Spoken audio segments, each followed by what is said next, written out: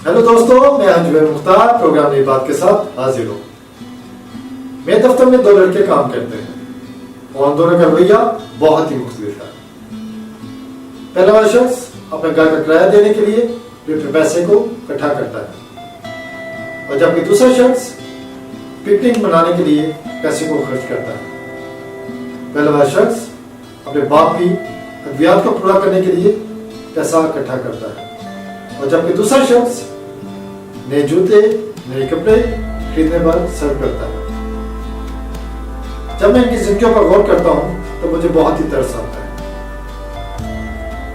और जब मैं हज़रत यूसुफ अलैहिस्सलाम की कहानी पर गौर करता हूँ तो मैं देखता हूँ कि उसके भाइयों ने उसे बेच दिया, लेकिन खुदा उसे मिस्र में एक आला मुकाम पर फाइज करना चाहता था ताकि जब मुल्क के काल पड़े तो वह अपने खानदान की जरूरियात को पूरा कर सके। अजीजों, हमारा रवैया भी ऐसा ही होता है। हम अपनी ख्वाहिशात को पूरा करने के लिए दिन रात मेहनत करते हैं और अपने खानदान को नजरअंदाज कर देते हैं, लेकिन यूसुफ की कहानी से हमें यह सबक मिलता है कि उसने अपनी ख्वाहिशात को पीछे छोड़कर अपने खानदान की जरूरियात को पूरा करने की तरफ निकाल।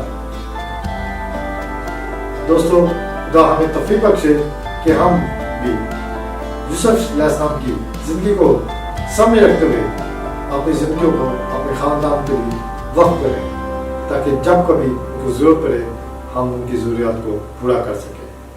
खुदा मुझे और आपको ऐसा करने की तौफीक बख्शे। आमीन।